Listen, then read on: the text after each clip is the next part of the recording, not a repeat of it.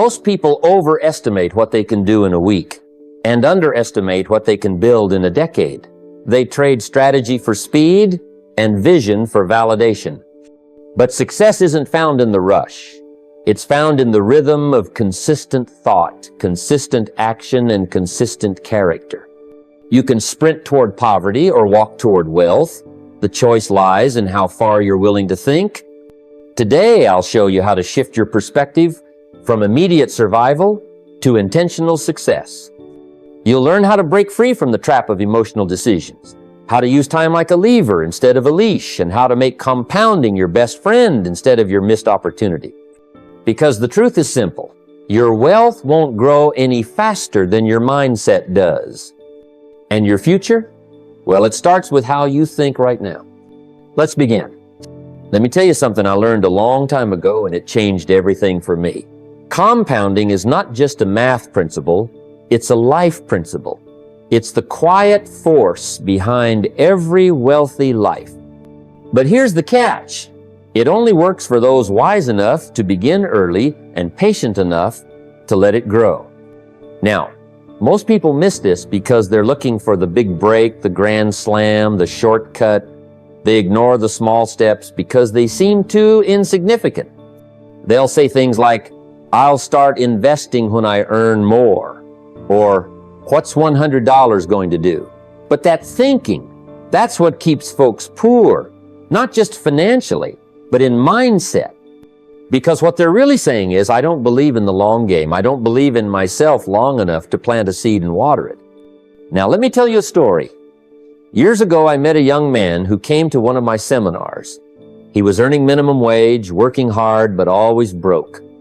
After the talk, he asked me, "Where do I even start?" I said, "Start with $50 a month." Not because it'll make you rich overnight, but because it'll make you someone who respects the process. He went out, opened a simple investment account, and automated that small deposit every month. A few years later, that habit had transformed not only his net worth, but his confidence, his mindset, and eventually his income. He didn't wait until he had more. He became more by starting with what he had. That's the secret. You see, $100 invested wisely each month doesn't just grow, it teaches. It teaches you to delay gratification. It teaches you that consistency beats intensity. It teaches you that wealth isn't built by wishful thinking, but by disciplined action. That small stream of money flowing into your future becomes a river in time. But only if you let time work. And time doesn't wait for those who hesitate. Delay is expensive. The years you spend waiting for the right moment are the very years that could have been compounding in your favor. Most people don't understand this until it's too late. They think wealth is about catching up. But wealth doesn't reward those who try to sprint at 40 what they could have strolled into at 25. I'm not saying it's impossible to succeed later. I'm saying it's costlier. That's the tragedy. Poor thinkers put off planting because they want the fruit without the root. They forget that every oak tree started as a seed, and the ground doesn't care if it's small. It only cares if it's planted. And don't misunderstand me, this isn't just about money. Compounding works in your skills, your relationships, your health, your wisdom. Read a book a month, and in 5 years, you're a walking library. Practice a skill 15 minutes a day, and in a decade, you're a master. But most people underestimate what they can build over 10 years because they overestimate what they can do in one. That's poor thinking. It's impatient. It's short-sighted. It trades 10 years of prosperity for 10 minutes of comfort. The wealthy? They think differently. They understand that time is either your ally or your enemy, and it depends on how you use it. They set up systems, not just dreams. They let the money work while they sleep because they gave it a job early on. They don't wait until it's convenient. They start when it's uncomfortable and let discipline do the rest. And before long, what once seemed like a trickle becomes a flood. That's compounding. But it demands one thing, a decision to start. So don't wait until you're earning 6 figures to build the habit of investing. Start with what you have, even if it's just a little, because it's not about the amount, it's about who you become in the process. You become someone who plans, someone who delays pleasure, someone who trusts the process. And those are the qualities that wealth was always waiting for. Let's talk about one of the most expensive habits in the world, making decisions based on emotion. Now, I don't mean emotion in the poetic sense. I'm not talking about love or joy or passion. I'm talking about those sudden spikes of fear, anger, anxiety, or even overexcitement, the kind that hijack reason and convince you to take shortcuts or buy things you don't need or pull out of an investment too soon. Most people don't go broke slowly, they go broke impulsively. One poor decision, one emotional moment at a time. You've probably seen it or maybe even done it. A hard day at work, frustration building, and then you go out and spend money to feel better. Or you see everyone chasing a trend and you don't want to miss out, so you throw your money into something you don't understand and lose it. Or you get scared because the market dips and you pull everything out, locking in the loss. That's emotional decision making. And the price tag? Higher than any luxury item you could buy. Because what it costs you isn't just money, it's momentum, discipline, clarity, and confidence.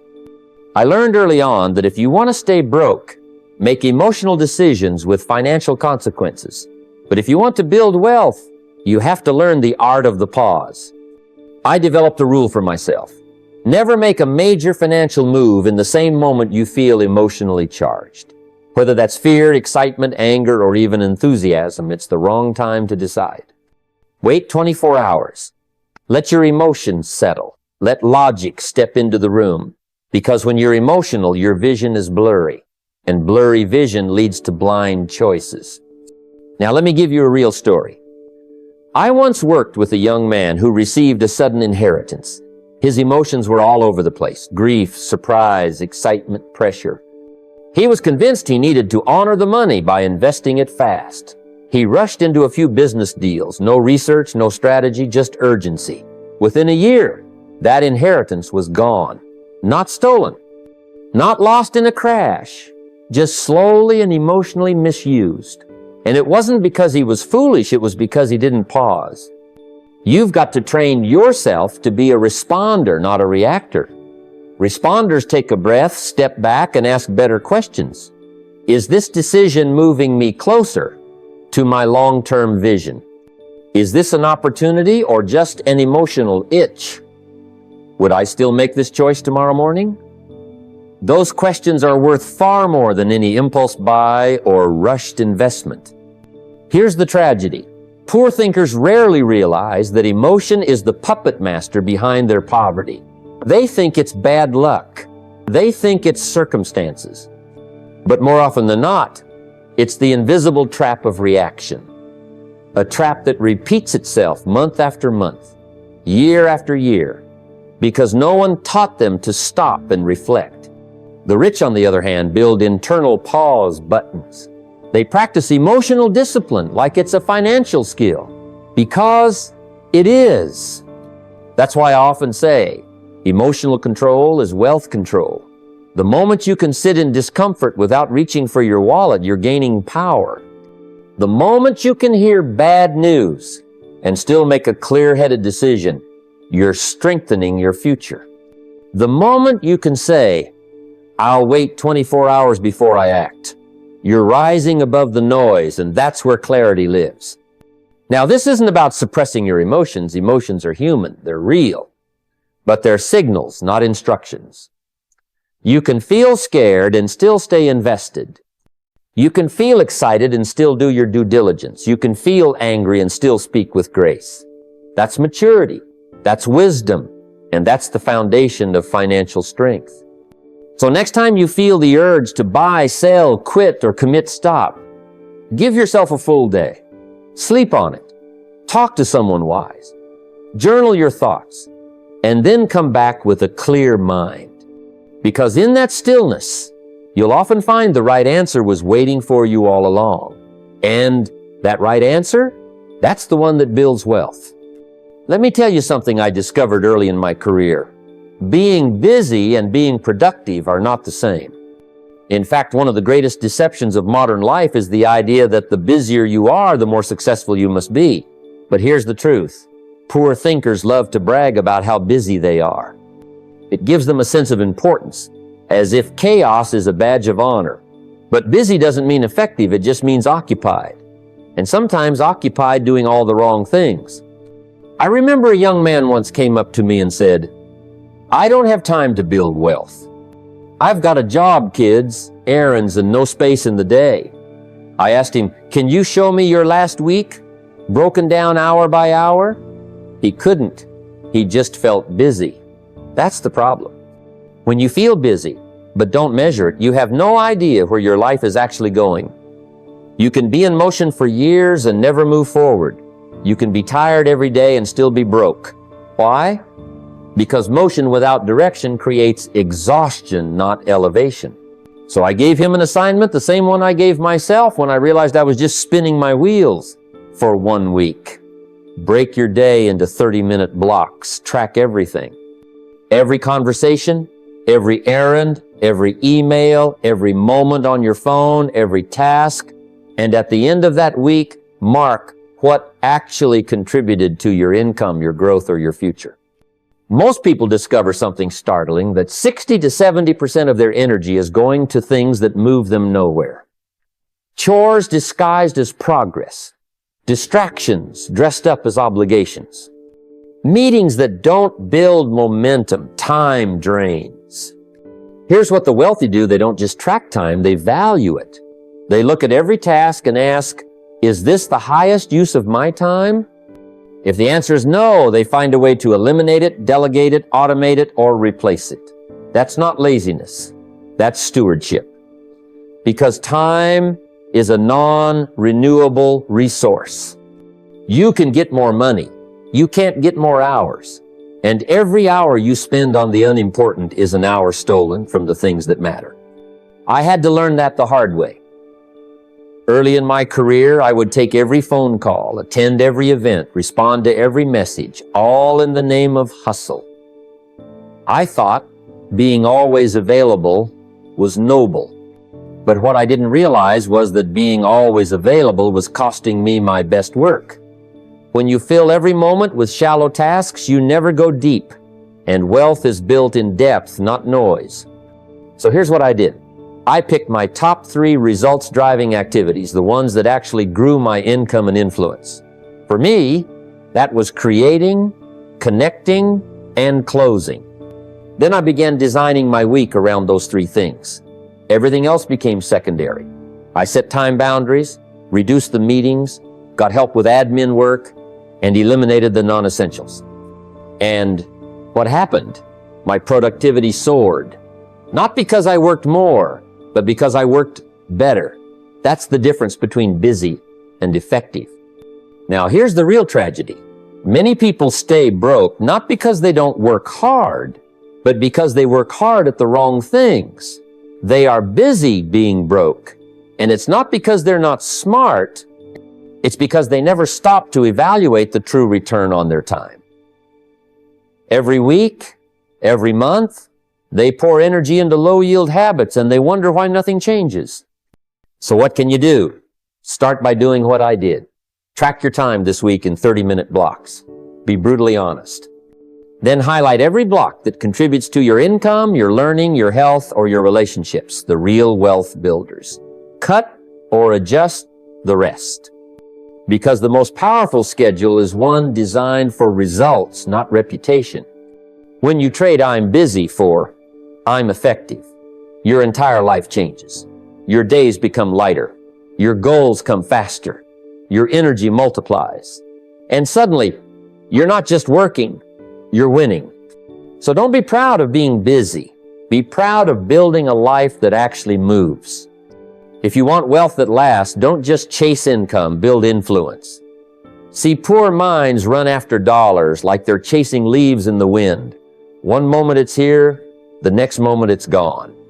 And they get tired, frustrated, and confused as to why they never feel financially secure. But the wealthy, they think differently.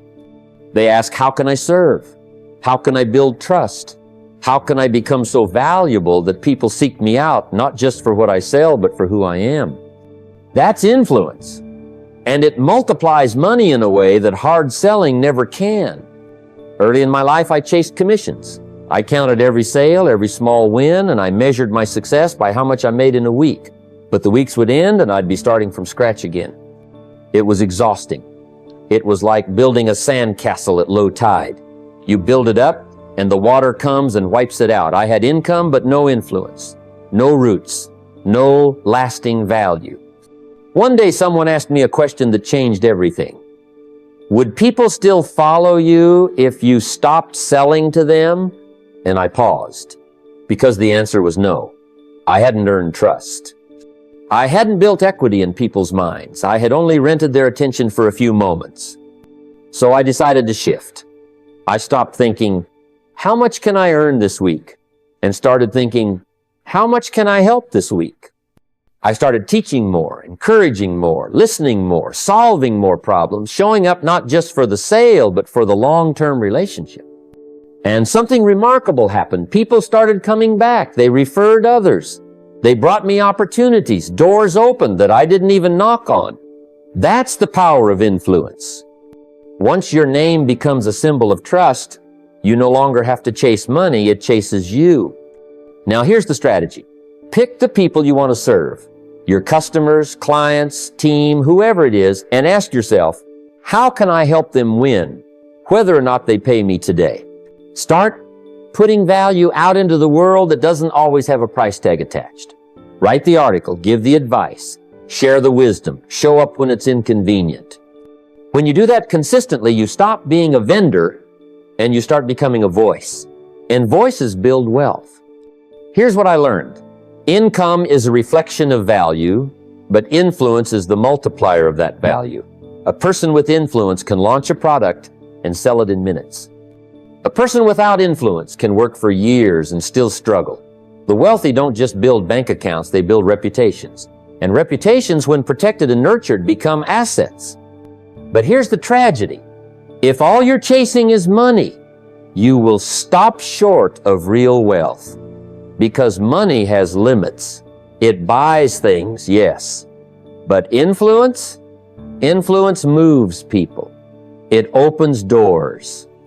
It creates compounding returns over time, not just financially, but relationally, spiritually, and emotionally.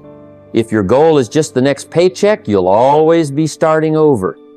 But if your goal is to become someone people trust, follow, and return to, you're building something no market crash can destroy. So think bigger than income. Think legacy. Think about who you're becoming, not just what you're earning. Because when your name becomes your brand, and your brand stands for integrity, excellence, and value, you've entered a different game altogether. That's when money shows up in places you never expected. And it stays. Let me give you a picture that can change everything about how you relate to money. Imagine money as a worker, not a king. That's the difference between those who build wealth and those who remain stuck. Poor thinkers treat money like a master. They chase it. They worry about it. They serve it with fear and anxiety. Every decision is driven by a question, can I afford it? Will I have enough? What if I lose it? That kind of relationship with money creates slavery, not success.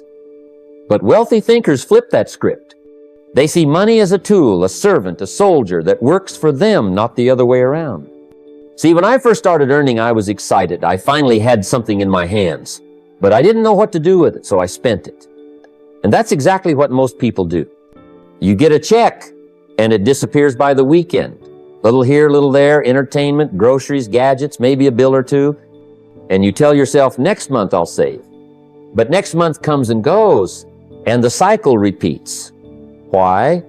Because the money had no assignment. It had no direction. It had no job. Now let me tell you what changed everything. I learned to give every dollar a task before I spent a single one. I decided money wasn't going to just show up and leave, it was going to stay and serve. So I created simple buckets, some for saving, some for investing, some for learning, and some for giving. I stopped seeing money as something to survive on and started seeing it as something to build with. When I talk to people about budgeting, I tell them don't think of it as a restriction. Think of it as leadership. A budget isn't a prison. It's a plan. It's a declaration that says, I'm in charge here. I don't follow money, it follows me. And when you begin to live like that, when every dollar that comes into your life has a destination, you gain something most people never experience, peace. Now here's the real tragedy. Idle money invites idle behavior. If you leave money sitting without purpose, it starts disappearing. It gets eaten up by bad habits, emotional spending, last-minute wants, and aimless consumption. I've seen it over and over again. Someone gets a raise, and 2 months later, they're still broke. Not because they didn't earn more, but because they didn't assign what they earned. Wealth is built not by how much you make, but by how well you command what you make. You've got to become the CEO of your own finances. Every dollar should report to you, and every dollar should have a job. One should be out there working to grow, that's your investment. One should be in training, that's your education. Another should be supporting your household, that you're living.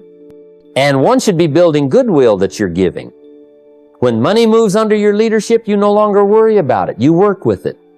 And here's where the magic starts to happen. When money serves you, it grows under your instruction. Your savings begin to look like a safety net. Your investments begin to grow like a tree. Your education pays dividends in your earning ability. Your generosity expands your influence. But none of that happens if you're reacting to money instead of directing it. So if you want to build something meaningful, something lasting, it begins by changing the conversation in your head. Don't say, I hope I have enough. Say, I will tell my money exactly where to go. Make it a practice every week. Sit down, look at what came in. Assign it, lead it, command it, because when you lead money, it becomes your servant. And servants, when directed wisely, build empires. Let me share with you a truth that quietly governs the rise and fall of every financial life. Time is wealth in disguise. The poorest people I've met weren't just short on money, they were short on clarity about time. And on the other hand, the wealthiest individuals I've known treated their time like gold bars, carefully guarded, purposefully allocated. You see, most people spend time like it's cheap and try to hoard money like it's rare. But that's the backward formula. If you treat your time as the most valuable resource you have, the money tends to follow. Now, here's something I want you to write down and remember forever. Every minute spent distracted is money you'll never earn back. Not just money, but opportunity, reputation, growth, and relationships. Time is the currency that wealth is purchased with. That's why I always taught protect your money hours. Those are the pockets of your day where you're building, learning, planning, investing, selling, creating, or strengthening your mind. That's not time to scroll. That's not time to wander. That's sacred time, and if you waste it, you rent your future to someone else's purpose. I remember in my early years, when I was broke and frustrated, I didn't realize how much of my poverty came from wasted time. I'd talk too long on the phone, watch too much television, or chase too many things at once. Then I'd look up and say, why isn't anything working? The truth was painful. I wasn't poor because I lacked talent or opportunity. I was poor because I gave my best time to the wrong things. The turning point came when I decided to structure my day like an investor and invest my time where the return would be the highest. So I started with 2 hours a day. I called them my money hours. No phone, no distractions, no noise.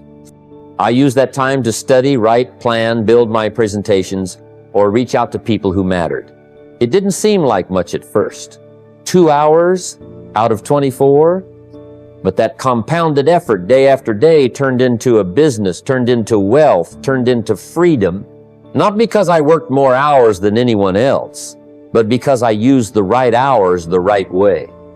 You see, long-term success lives in short bursts of deep focus. Wealth is not built in marathon chaos, it's built in intentional sprints of clarity. That's where leverage begins. That's where ideas take root. And that's where you begin to separate from the crowd, not by talent, but by discipline. Most people will never sit still long enough to gain insight. They're too busy being busy. But busy doesn't equal productive, and distraction is the most expensive habit the poor maintain. Let me give you a strategy that changed my life. Audit your day. Take 1 week and track every hour. Where are you leaking time? What habits are stealing your attention? What distractions feel urgent but aren't actually important? Then carve out your money hours. Maybe it's 6 a.m. before the world wakes up. Maybe it's 8 p.m. when things quiet down. Whatever the time, protect it like your financial future depends on it, because it does. And don't just use those hours randomly. Use them with intention. Learn something that makes you more valuable. Write down your goals. Reach out to a mentor. Create a new offer. Build a system. Invest in a new skill. Take one step toward your 10-year vision. That's what separates the wealthy from the wandering they live today in service of tomorrow. Here's the reality. Everyone is building something. Some are building wealth. Others are building regret. But both are building. And the difference is found in how you treat the hours you've been given. So remember this, you don't have to be the fastest or the smartest, but you must be the most intentional, because when you use your time like a wealth asset, wealth has no choice but to follow. There's a common myth that passion alone will lead you to wealth, that if you feel excited enough, success will naturally follow. But I've seen too many people start with fire in their eyes and fizzle out just as fast because they ignored what truly sustains success: preparation. Passion is the spark, yes, but preparation is the steady fuel that keeps that fire burning long after the initial excitement fades. If you want to build wealth that lasts, you must learn to honor the quiet, often unglamorous work of preparation. Wealth is not an overnight sensation. It's the result of daily choices, small disciplines, and consistent effort before the crowd even shows up. Think of the richest people you know. None of them became wealthy just by hoping or dreaming. They prepared, they studied, they practiced, they planned long before their passion ever paid off. Let me share a simple strategy that changed my life. I built daily routines not just for working hard, but for building the right skills, managing my money wisely, and cultivating the mindset of success. Every day, no matter how tired or uninspired I felt, I spent time learning. I read books, listened to mentors, practiced speaking, and managed my finances. This routine wasn't thrilling every day, but it created momentum. It prepared me for opportunity before the opportunity arrived. The tragedy I see all too often is that many dream big but prepare small. They want success, but they treat preparation like an optional extra. They wait for inspiration, for passion to carry them through the hard work. Then they wonder why success never visits. That's like trying to harvest a crop you never planted or watered. Remember, passion can get you started, but preparation is what gets you across the finish line. If you want to break free from poverty thinking, stop waiting for the perfect moment or the perfect feeling. Build daily habits that move you forward. Learn something new. Manage your money carefully. Review your goals and refine your skill. That's how you build wealth from the inside out. Wealth isn't just about having a good idea. It's about having the discipline to prepare your mind, your skills, and your resources so you can take full advantage when the time comes. So, don't just chase passion, prepare like your financial future depends on it, because it does. One of the most critical lessons I've learned on the road to financial success is this: never try to earn before you learn. Far too many people jump into the race for money without first upgrading the person they must become to manage and multiply that money wisely. It's a fatal mistake to think that income alone will secure your future, when the truth is, without continuous learning and personal growth, that income is fragile at best. Consider this.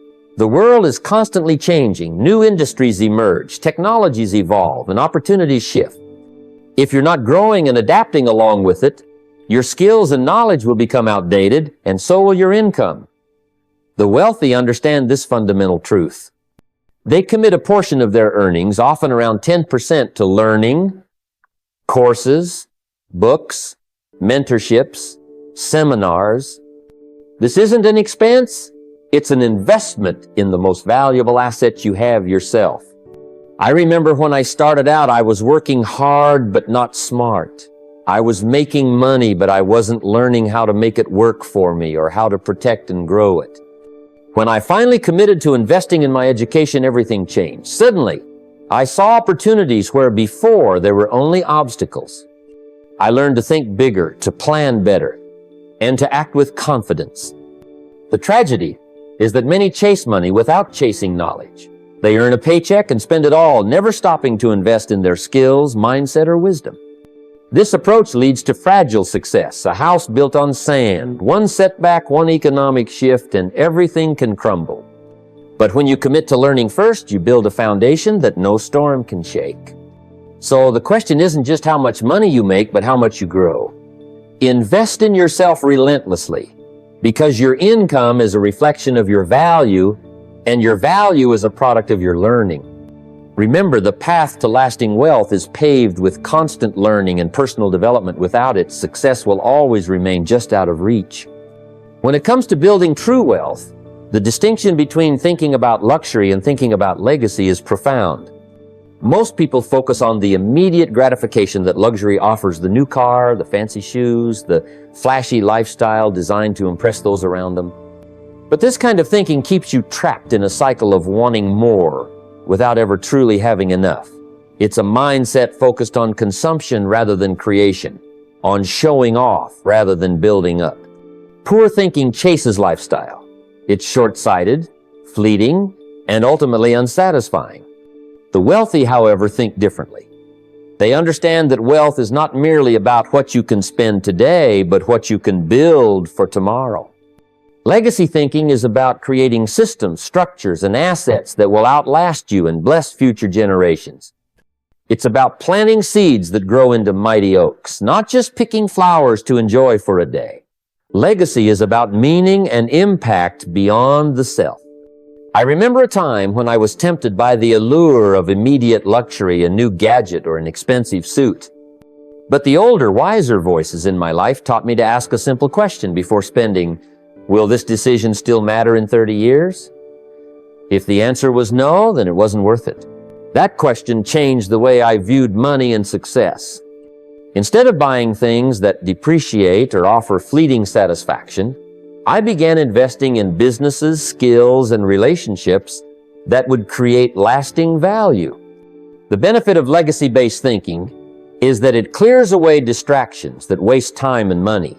It demands discipline and patience, but rewards you with purpose and security. On the other hand, chasing temporary pleasure guarantees permanent struggle. It's like trying to fill a bucket with a hole in the bottom. No matter how much you pour in, you're never full.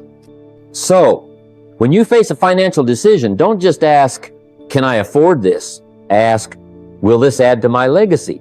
The answers to that question will steer you away from waste and toward wealth that lasts. True wealth is built not in a moment of luxury, but in a lifetime of legacy. The world we live in often conditions us to crave instant gratification.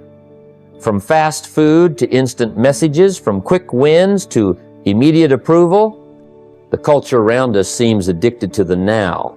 This hunger for speed and immediate reward can be a deadly trap for anyone trying to build lasting wealth.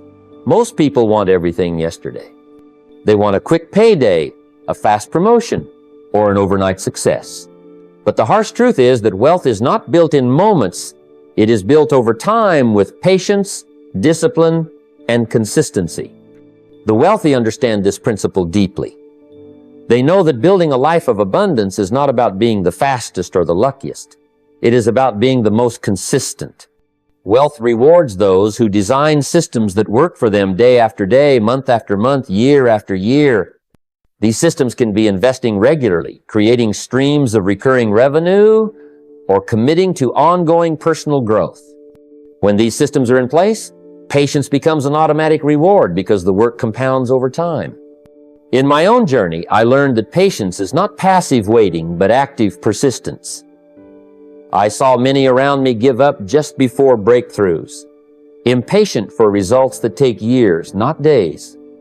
That's why the rich invest in the future by setting up automatic investments, building businesses that earn money while they sleep, and by continuously learning and improving themselves. These systems reward patience because they don't rely on luck or speed. They rely on steady, persistent effort. Designing a life that rewards patience means resisting the temptation to chase every shiny opportunity or to react emotionally to short-term setbacks. It means understanding that wealth is a marathon, not a sprint. It means saying no today to distractions and temptations so you can say yes tomorrow to freedom and abundance. Remember, wealth isn't for the fastest, it's for the most consistent. Those who stay the course, who keep putting one foot in front of the other, even when progress seems slow, are the ones who build lasting success. So build your systems, invest in your future, and watch how patience becomes your greatest asset. As we come to the close of this conversation, remember this: wealth is not a matter of chance, but a matter of choice. It is the result of the decisions you make every day, the habits you build, and the mindset you cultivate. Poor thinking kills rich potential, but thoughtful, disciplined thinking in decades will build a legacy far beyond what a single lifetime can achieve. Now is the time to take control not just of your money, but of your mind, your emotions, and your actions. Begin to think long-term, act consistently, and invest patiently. Small daily steps, repeated over months and years, create unstoppable momentum. You don't need to be perfect. You only need to be persistent. So here's your call to action. Commit today to designing a life that rewards patience. Set up the systems that keep your money working for you. Educate yourself continuously and measure your progress. Surround yourself with ideas and people who challenge you to grow. Your future is shaped by the choices you make in this moment. Choose wisely, build with vision, persist with purpose. Wealth is within your reach. All it requires is the courage to think beyond today and act for decades. The journey starts now.